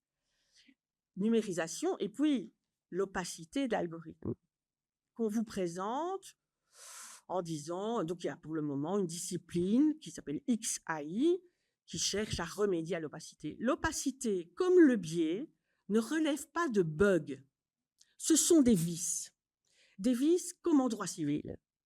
Alors des vices cachés dont on parle peu, et j'observe sur LinkedIn toute cette espèce de propagande est un les mots, mais de storytelling autour des biais, autour de l'opacité, c'est remédiable.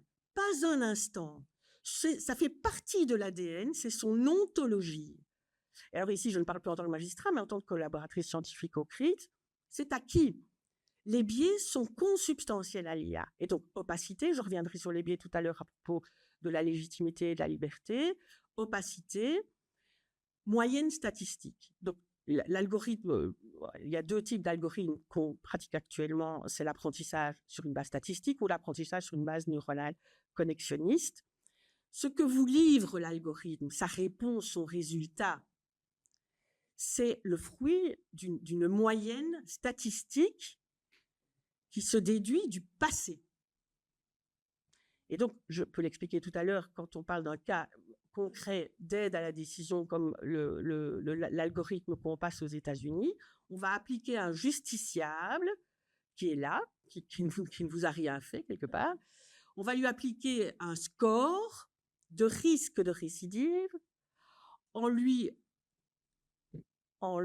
imputant une moyenne statistique parce qu'il matche avec des critères qui concernent d'autres personnes pour le passé. Et on va évaluer son attitude future et sa capacité à récidiver dans le futur.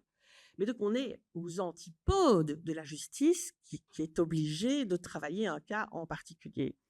Donc, l'opacité, les biais, l'apprentissage statistique, Alors, l'induction, la déduction, en ce qui concerne la rigueur juridique, c'est la fin de la causalité, la fin du lien nécessaire, la fin de la preuve. La corrélation, le fait de matcher, si je pousse un brin, je caricature à peine, vous êtes dans une rue, votre téléphone actionne une borne téléphonique, au même moment, un meurtre est commis dans l'immeuble, eh bien, vous matchez, et si on n'a rien d'autre, eh bien, vous êtes, comme M. Colfrand, vous êtes coupable, alors qu'un juge d'instruction voudra, par exemple, l'arme du crime, l'empreinte digitale. Enfin, vous comprenez la différence entre la preuve, le besoin de preuve et de lien causal nécessaire, car on est en pleine dans la logique, à l'exclusion de tout doute raisonnable. Vous voyez bien la différence avec la corrélation et l'induction. Donc ça, c'est donc ça n'est pas un bug, d'autant outre que le mode vertictionnel de l'AI, il est marqué par l'unilatéralisme. Tout est unilatéral. Vous ne pouvez rien contrarier. Vous ne pouvez vous confronter à rien, puisque entre l'entrée des données et la sortie de l'output, tout est opaque. Dans l'IA symbolique, mais qui n'a à peu près, puisqu'elle n'est pas du tout performante et qu'elle n'est plus d'actualité, et qu'en tout cas, ce n'est pas elle qui sera convoquée pour algorithmiser la justice, l'IA explicite ou symbolique reste explicable par son concepteur. Évidemment que le juge qui devrait expliquer un algorithme, il serait bien mal pris, et nous ne parlons même pas du justiciable, mais dans l'IA implicite, le concepteur lui-même, pardon de le dire comme ça, n'en touche pas une. Il n'a pas la maîtrise sur ce qui se passe entre l'entrée et la sortie. J'en viens à la légitimité. Vous le savez, la légitimité, elle est procédurale ou axiologique. Procédurale, c'est très simple. On accepte de perdre quand tout le monde a joué les règles du jeu. En droit et en justice, il y a des justiciables qui comprennent très bien le fait qu'ils ont perdu parce qu'on a justement eu égard à leur cas, parce que on a respecté le principe du contradictoire, les droits de la défense, la présomption d'innocence. Toutes les règles du jeu ont été respectées. Et donc, certains justiciables, et même au pénal, certains justiciables acceptent, on le voit quand on prononce le jugement, acceptent d'être légitimité procédurale, légitimité axiologique. Quelle valeur sert-on? On en a parlé. En droit, c'est très simple. C'est la hiérarchie des normes. Après 1945, au sortir de la tragédie nazie, le concert des nations s'est entendu pour refonder la civilisation occidentale par le droit et la morale kantienne, au nom du plus jamais ça. Et donc l'axiologie, quand on dit les juges sont droits de l'homisme, quand ils appliquent les libertés publiques, quand ils écartent des lois légitimes juste parce qu'elles sont le fruit d'une majorité électorale, au nom des libertés publiques et des droits de l'homme, ils ne sont pas de gauche, ce ne sont pas des activistes, ce sont des juges fidèles au testament post-Shoah, plus jamais ça, grâce au droit, grâce à la refondation par le droit, la hiérarchie des normes, les cours internationales où des juges sont habiles à contrarier des majorités électorales et où des juges nationaux, c'est la Cour de cassation belge en 1971, qui fait injonction aux juges lambda comme moi, d'écarter une loi scélérate, même si elle est légitime pour avoir été adoptée par une majorité électorale. Légitimité, quelle est la légitimité de l'IA? Excusez-moi. Oui, l'efficacité. Quelle efficacité? Managériale, rationalisation par les chiffres, toujours dans un contexte d'austérité, de suppression des effectifs, de perspective de suppression des bâtiments. Et c'est cette société-là que nous voulons. Autre problème de légitimité, la justice et le droit disent ce qui doit être.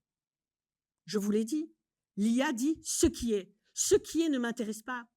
C'est plein d'injustices, c'est plein de domination inadéquate, c'est plein de rapports de force, c'est plein de transactions. La contractualisation du droit, excusez-moi, alors je suis une imbécile, un mohican, simplement les fondamentaux, on ne s'en sortira pas sans les fondamentaux. Et en effet, on ira alors vers des IA qui vous donnent plusieurs possibilités de jugement, et à la limite, celui qui paiera cher aura le sien. Donc, légitimité, liberté et responsabilité. J'ai parlé des biais. Alors, les biais, j'y reviens un bref instant. Le biais, il y a les biais historiques. L'IA se nourrit de données. Évidemment, quand vous êtes une banque, vous devez accorder un crédit, vous allez évaluer la solvabilité du demandeur de crédit. Ben forcément, les femmes sont moins solvables. Mais ça, j'ai envie de dire, ce n'est pas le problème de la banque, ce n'est pas le problème de l'IA, c'est le problème de la société. Ça, la question est politique. On ne peut pas en vouloir à l'IA de valider en quelque sorte les biais historiques que la société n'a pas réussi à entamer. Le biais dans le traitement, vous l'avez dit Louis, c'est le biais du concepteur, généralement un homme blanc, éduqué, d'extraction aisée, pour le dire comme ceci. Le traitement est biaisé et en plus il est opaque. Donc le vice se conjugue et devient diabolique. Le vice est encore, le biais est encore, et là j'y viens avec la liberté responsabilisée, il est dans la réception. Nous avons 3 types de biais dans la réception de l'algorithme. Le biais d'ancrage, quand vous avez vu le résultat de l'algorithme, vous ne l'oublierez pas. Le biais d'automatisation, quand on vous dit voilà l'aide à la décision, eh bien vous avez très peu de possibilités en vous, c'est freudien, c'est que sais-je, c'est politique, c'est la honte prométhéenne de Günther Anders, la machine est réputée plus intelligente parce que c'est chiffré, parce que c'est des ingénieurs, ça vient de Descartes, cette affaire-là. Et donc, vous avez le biais d'automatisation, vous allez valider, le Conseil d'État français a observé que dans certaines institutions, le taux de validation approche de 100%. Et puis, vous avez le facteur aggravé dans la justice, c'est le biais de responsabilisation, et mon collègue espagnol en a témoigné à un colloque devant la Cour de cassation française en 2022, un algorithme viogène et scorise le risque de récidive des hommes violents, en fait. Eh bien, il aide à la décision du juge d'instruction, il aide à la décision du juge du fond, et en réalité, quand l'algorithme vous dit qu'il y a un haut score de récidive, vous êtes juge. Imaginez l'affaire Van Espen avec un algorithme. Pas un instant, si l'algorithme dit qu'il y a un risque, juge, vous n'allez aller contre. Donc c'est fini, le lanceur d'alerte, c'est fini. Le questionnement, la banalité du mal, le flashback total, on y est de nouveau. L'automatisation, la robotisation, l'emprise sur le libre arbitre. Mais voilà, le résultat sera celui-là. Et aussi bien la liberté, donc l'arrêt de la Flandriane, il y a beaucoup de juristes ici, il y a 105 ans, la Cour de cassation prononce un arrêt qui est considéré comme l'inauguration de l'audace des juges. Je n'aime pas le mot audace parce qu'on sent l'impertinence, et ça n'est pas ça du tout, c'est justement l'honneur des juges. Et donc, l'arrêt de la Flandriane, c'est terminé pour toujours, il n'y en aura plus. Hein. Donc, vous comprenez le verrou. Vous travaillez avec une moyenne statistique qui parle des décisions passées, qui parle du passé. Vous êtes verrouillé parce que l'algorithme, en plus, vous évaluera en tant que juge, en tant qu'avocat, parce que je n'ai pas parlé de l'algorithme d'évaluation et de management. Mais donc, voilà, vous m'avez comprise. Donc, retour du juge bouge de la loi, retour du juge robot, inauguration du juge robot, et le juge robot. Alors, je termine avec ceci. Oui, brièvement. Oui, parce que le juge automate, donc c'est le positivisme. Hein. Le positiviste, c'est celui qui fait, sciemment ou pas, l'amalgame entre ce qui doit être et ce qui est. C'est le réaliste de Jean-Paul Sartre dans Qu'est-ce qu'un collaborateur? C'est Eichmann. Hannah Arendt s'est trompée, elle n'a pas vu tout le procès, mais c'est j'ai rien pu faire. C'est la loi. C'est comme ça. C'est le sens de l'histoire. Ça, c'est le positivisme. Eh bien, depuis 1945, on a lutté, on a dit c'est terminé. Et des juges ont été jugés à Nuremberg en 1947, et leur argument était de dire, pour complicité de crimes contre l'humanité, par leur jugement, ils n'avaient tué personne. Leur argument, c'était ça. J'ai rien pu faire, j'étais verrouillé. Et les juges de Nuremberg ont dit jamais. Même en étant verrouillé, on fait encore un choix. Même en prétendant être verrouillé, même en prétendant qu'on a été contraint, on fait encore un choix. Merci.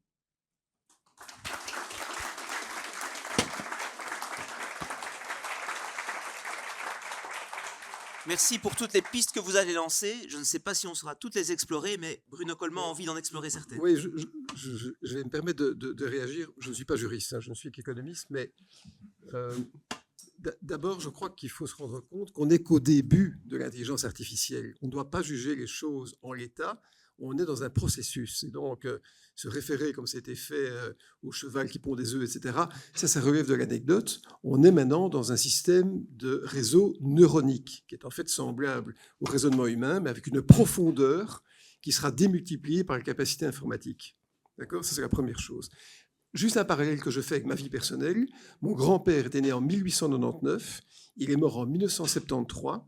En 1909, il avait 10 ans, Blériot, en juillet, a traversé la Manche. Aurait-il pu penser qu'en 1969, 60 ans plus tard, il allait voir 2 hommes sur la Lune? Évidemment pas. Eh bien, on est à l'époque de Blériot maintenant. Voilà, donc ça, il faut quand même garder à l'esprit. Deuxièmement, quand vous dites, Madame, on ne doit pas algorithmiser ou algorithmer la justice, eh bien, moi, je vais vous défier. Moi, je ne suis pas sûr. Parce que je préférerais qu'un jugement soit conforté par une intelligence artificielle, de multiples intelligences artificielles, plutôt que délégué à un humain. Je voudrais pouvoir contredire, avoir la possibilité de voir contredit le jugement définitif, puisqu'on parle jusqu'en cassation, d'un juge par une intelligence artificielle. Et je ne vois pas pourquoi je n'aurais pas ce droit comme justiciable, puisqu'on veut absolument me condamner dans cette salle. Et puis, et je pense, en allant plus loin, et je vais être très court, que vous avez en fait parlé de la dialectique. Mais c'est très important, parce que l'intelligence est une propriété relationnelle. C'est peut-être justement la nature de la dialectique qui va être modifiée. Pourquoi n'appartiendrait-elle qu'à la contingence d'un humain? Pourquoi ne peut pas-elle être augmentée, développée, peut-être à l'infini, par une intelligence artificielle, le cas échéant contradictoire? Donc la question qui se pose, ce n'est pas tellement la délégation à une intelligence artificielle, c'est le monopole risqué d'en avoir qu'une seule. Mais moi, je mets en cause ce que vous dites, et je n'aimerais pas, en fait, finalement, me dire, j'ai été, comme beaucoup de personnes, parfois citées en justice, je n'ai pas aimé dépendre d'une personne. J'ai échappé à tout, je n'avais rien à reprocher. Mais justement, si mon téléphone avait été justement pisté, borné par à côté d'un meurtre, je crois que malheureusement, une confusion aurait pu être faite, j'aimerais pouvoir me défendre avec des intelligences qui soient peut-être multiples par rapport à celles d'une personne. Ça me demande réflexion, je trouve. Mais C'est pire que tout, alors. Et moi, je suis pas néolibéral, mais je préfère avoir Oui, mais justement, c'est pire que tout. Donc, je préfère avoir un juge et 15 intelligences artificielles plutôt que 15 juges humains. Ah si, ça c'est bon. Alors, je vois une question dans la salle, mais peut-être juste avant, je me tourne vers Louis. On a un petit peu fait le procès de l'intelligence artificielle avec tous les vices qui lui sont inhérents, manque de pluralisme, biais, opacité, etc. Est-ce qu'il est possible, souhaitable certainement, mais de réinjecter de l'éthique là-dedans par le biais d'un régulateur qui viendrait dire, mais, puisque c'est de la data, essayons d'avoir de la data pluraliste, de la data qui vient de bonnes sources, afin d'avoir un modèle qui régurgite quelque chose de plus qualitatif. Donc le tout en 2 minutes. Sur le principe, pourquoi pas? Après, je suis tout à fait aligné avec ce que disait Magali il y a une seconde, c'est que l'intelligence artificielle, par définition, est 1, biaisée, 2, opaque.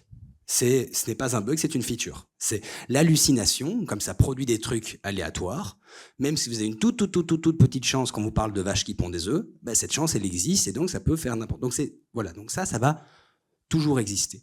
Après, moi, il y a une chercheuse que vous connaissez probablement qui s'appelle Shoshana Zuboff, qui travaille à Harvard et qui a beaucoup réfléchi, entre autres, sur le capitalisme de surveillance, sur les questions liées à la technologie. Et elle dit que, généralement, dans les questions de tech et de développement de la technologie, et ça peut valoir pour tous les algorithmes dont on parle, il y a 3 questions qu'il faut se poser. Qui sait? Qui décide?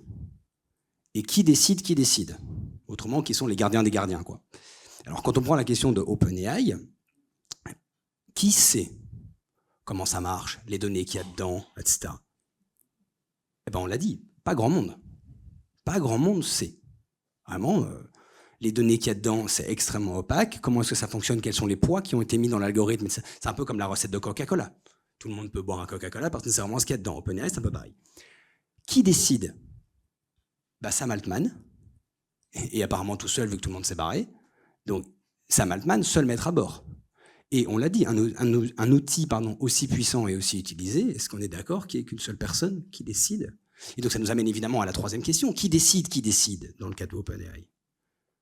Microsoft, un peu, parce que quand on met 15 milliards sur la table, généralement on a le droit de demander à décider un peu.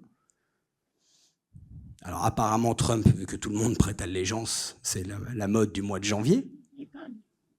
Mais qui décide? Qui décide? Pour un outil aussi largement propagé, gratuitement, tout le monde peut utiliser ChatGPT. Et soyez de toute façon, je vous invite à le faire.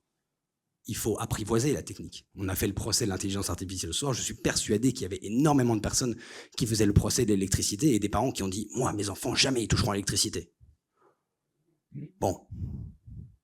En vrai, ce soir, avec un petit feu, etc., ça aurait pu être sympa, mais c'est tout à fait un autre style de soirée, quoi. Donc l'électricité, pourquoi pas? Donc il y a aussi un côté, et même si je suis d'accord, il y a un côté très positiviste là-dedans. Il y a également quand même un sens de l'histoire. Et donc, à la question, est-ce qu'on peut, j'essaie vraiment de faire court, mais est-ce qu'on peut prendre l'intelligence artificielle, le meilleur sans le pire? Pas sûr. Néanmoins, il faut, et moi je prône beaucoup ça sur la question de qui décide. Moi j'aimerais bien qu'en tout cas qu'il y ait plus de gens qui décident. Et je crois profondément, j'ai été très surpris. Moi, ma grande découverte il y a quelques années, c'est quand en France il y a eu cette grande convention citoyenne sur le climat. Moi j'étais incroyablement surpris de voir, en fait, les gens ne sont pas si bêtes. Non mais vraiment, Churchill disait que le meilleur argument contre la démocratie, c'est une discussion de 5 minutes avec l'électeur moyen. C'est très Churchill comme phrase. Mais moi, je me suis dit qu'effectivement, des électeurs moyens qu'on met ensemble pour discuter sur le climat, je donne pas cher de ce qui en sort. Eh bien, je me suis très lourdement trompé. Très, très lourdement. Ce qui sort de la Convention citoyenne sur le climat, c'est tellement ambitieux et tellement brillant qu'Emmanuel Macron était incapable de mettre en place ce qu'il avait, soyez de façon, promis qu'il ferait. Tellement c'était ambitieux. Eh bien oui, faisons des conventions citoyennes sur les algorithmes pour essayer de se dire, voilà, il y a quelque chose à en tirer. Et tout n'est pas à jeter dans l'intelligence artificielle, il y a plein de choses qui sont très pratiques. En revanche, réfléchissons ensemble, qu'est-ce qu'on utilise, qu'est-ce qu'on prend, etc., etc. Puisque je crois, soyez de façon, que le progrès technique a plein de choses à apporter. C'est ça que j'entends dans le côté de le sens de l'histoire. Le progrès technologique a des choses à apporter à la société. En revanche, pendant très longtemps, innovation technique et progrès étaient synonymes. C'était le cas pendant assez longtemps. Depuis un petit siècle, pendant un petit peu moins, un petit siècle, je vois une dissociation. On a du progrès technique, on a une innovation, on a une innovation technique, on n'a pas de progrès. Et moi, c'est ça la vraie question que j'ai envie de poser, c'est comment est-ce qu'on peut s'assurer potentiellement avec, moi je crois vraiment dans les gens sont pas si bêtes, voilà, c'est ma grande découverte, une sorte de convention citoyenne sur les algorithmes, et je crois qu'il y a pas mal de choses qui vont de faire là-dessus. Voilà.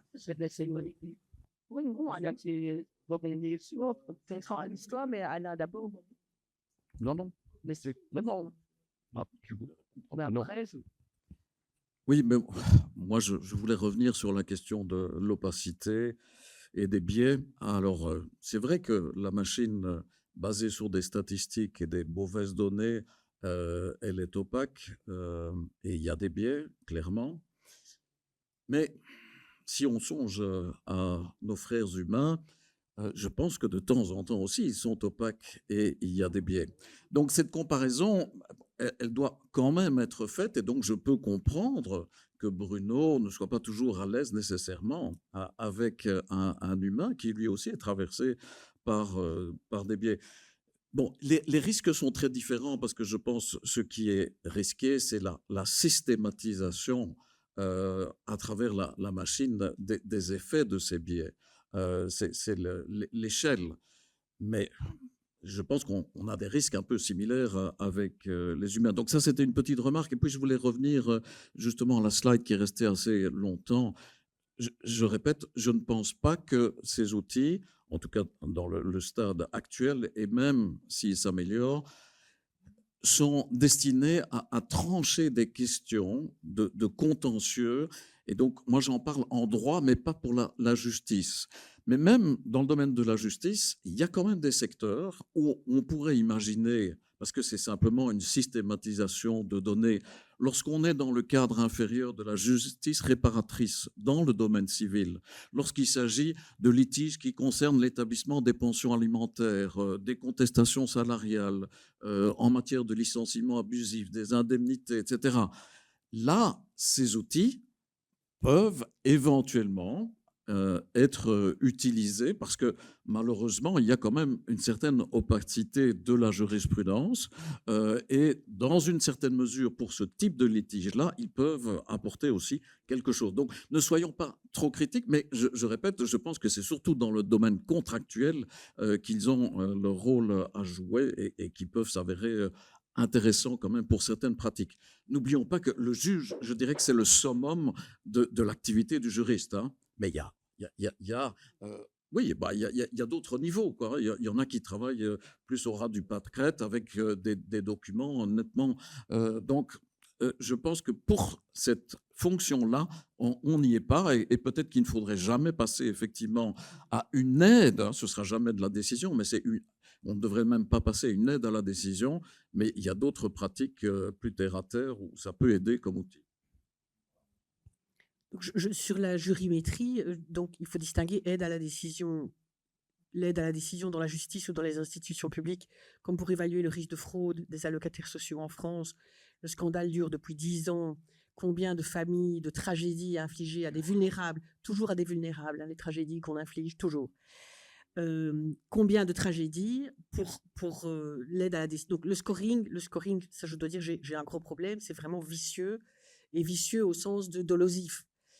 La jurimétrie, oui, et spécialement dans les cabinets d'avocats, mais alors un peu comme chez le médecin, le consentement éclairé, on explique aux justiciables, voilà, il y a 85% de chances d'échec.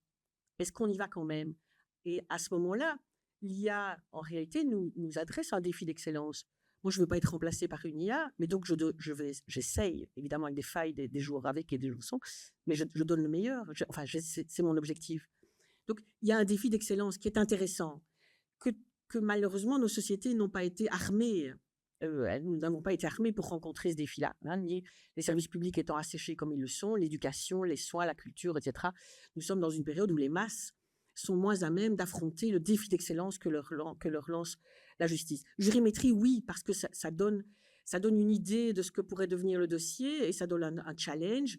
Et certains justiciables pourraient dire, bah non, s'il n'y a pas autant de chances. Et par contre, un autre avocat pourrait se dire, 15% de chance, je donne tous mes dimanches, toutes mes soirées, et on va y arriver. L'arrêt, la Flandria. La motivation, l'opacité, les biais du juge humain. Oui, évidemment, les juges ont des biais, mais le procès et le mode juridictionnel que j'ai décrit amènent des garde-fous procéduraux.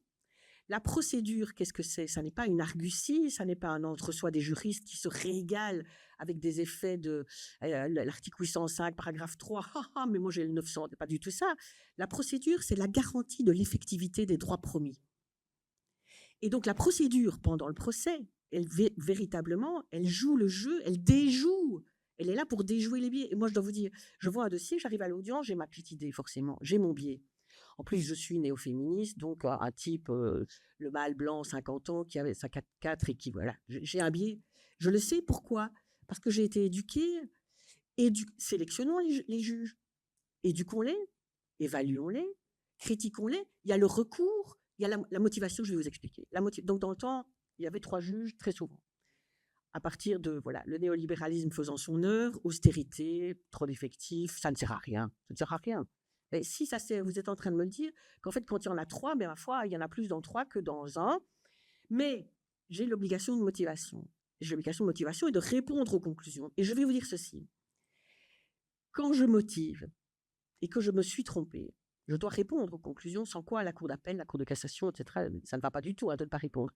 Puisque justement, on veut éviter que les biais soient discrétionnaires et qu'à un moment, ils l'emportent et que le juge, un peu comme un roi de l'Ancien Régime, dise « je décide ». Non. Je dois motiver. Et bien, parfois, ça coince. Mais alors, ça coince et je ne me rends pas compte qu'en fait, je me suis trompée de décision. Et c'est parce que je ne parviens pas. Donc, il y a un délibéré, une dialectique avec moi-même. Et donc, la dialectique, elle est du début à la fin. Et sur des pièces, je vais vous dire que je commence toujours par le dossier de pièces. Et par ailleurs, à l'audience, les avocats, ben, ils me connaissent évidemment, ça fait quelques années que je suis là. Les avocats qui ne me connaissent pas voient, puisqu'à l'audience, c'est incarné en chair et en os, il y a tout le langage non verbal. Et l'avocat qui est malin, puisqu'il a un féru d'audience, il y a une très belle tribune dans avocat.be aujourd'hui sur l'audience et sur le plaidoyer pour la plaidoirie. C'est un texte magnifique. Il se passe un truc, en fait, j'ai l'impression d'être un dinosaure en expliquant ça. Alors que c'est... Donc, j'ai bien compris depuis le début que quand on se méfie de l'IA et qu'on dit oui, mais l'humanisme, on est traité de, voilà, mohican, désuet, romantique. Donc, on est disqualifié. Mais tout de même, l'audience et la mise en chair et en os d'une dialectique à l'écrit. Vous savez qu'à l'écrit, c'est très vulgaire dans les conclusions de mettre du gras, des points d'exclamation, de souligner.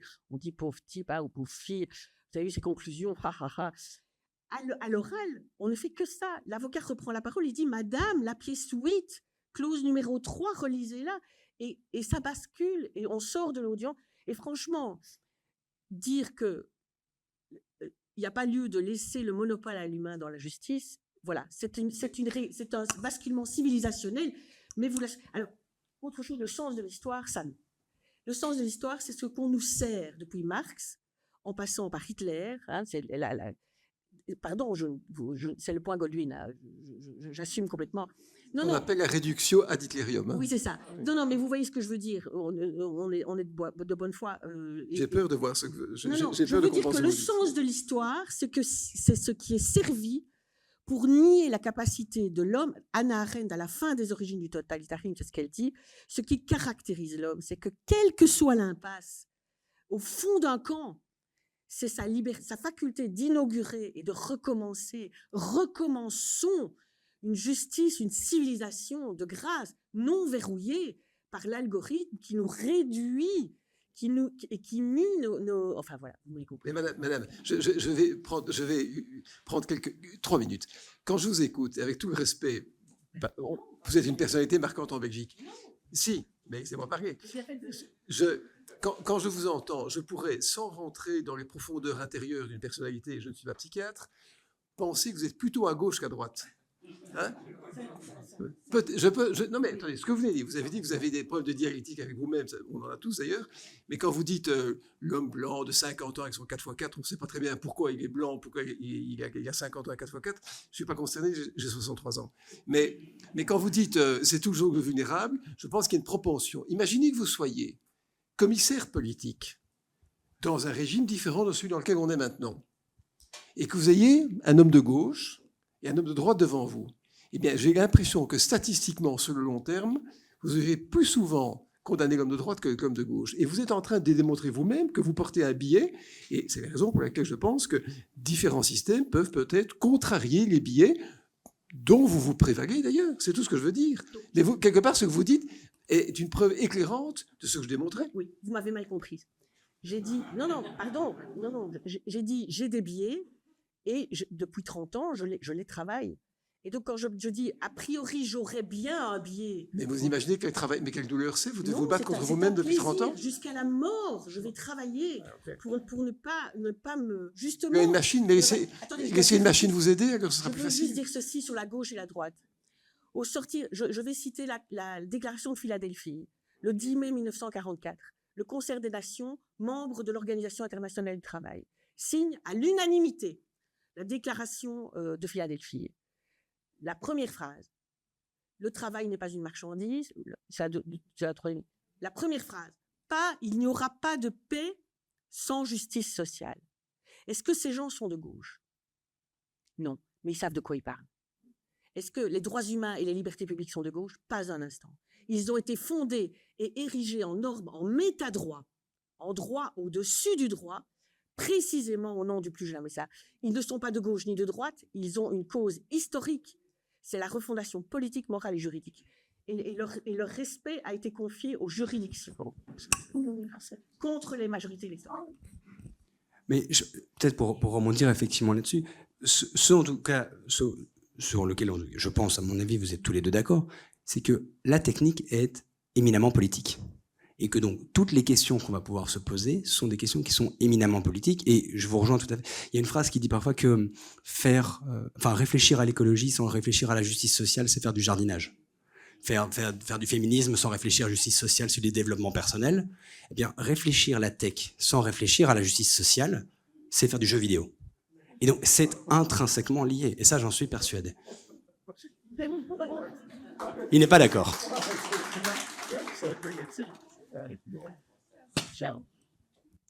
Vas-y. Non, moi je voudrais revenir à l'interaction entre l'homme et la machine, parce que je pense effectivement que ces outils, comme les logiciels, c'est quand même des logiciels sophistiqués, ils vont continuer à pénétrer toute une série de pratiques. Et donc, on doit apprendre à avoir l'interaction qui est la bonne interaction. Et je pense que pour la production de pas mal de textes que les juristes sont censés produire, et notamment les contrats, je pense que ces outils ont une certaine utilité. Et donc, le juriste doit s'interroger sur là où il peut ajouter de la valeur ajoutée.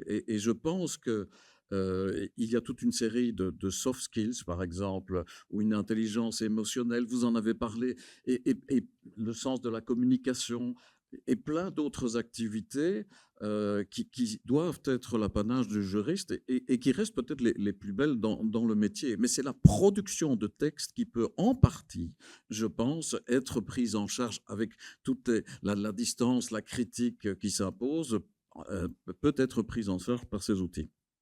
Donc, il y a encore une belle place pour les juristes. À la limite, on sera débarrassé des tâches les moins agréables pour générer des textes qui ne sont pas toujours passionnants. Dans une opération d'acquisition, dans tout le droit économique, il y a beaucoup de textes qu'on doit produire. Mais bon, voilà, pourquoi ne pas être en partie débarrassé de cette fonction-là? J'aime bien cette intervention parce qu'elle devance une question que je voulais poser. J'allais demander, mais au fond, l'avenir, c'est l'intitulé de la conférence. Est-ce qu'on ne doit pas modifier, adapter le cursus des études en droit pour intégrer d'autres compétences? Et donc, ce sont les soft skills dont Alain parle.